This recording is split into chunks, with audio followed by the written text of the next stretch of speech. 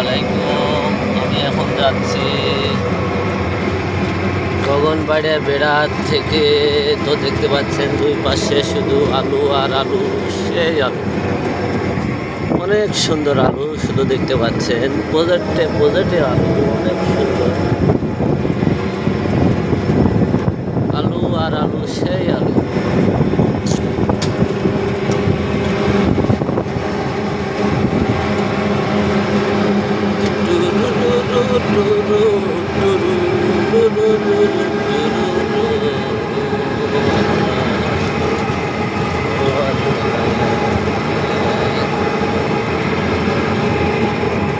শুধু প্রজেক্ট আলু দেখছেন আমাদের গগনবাড়িয়াতে বেড়াতে। আসসালামু আলাইকুম।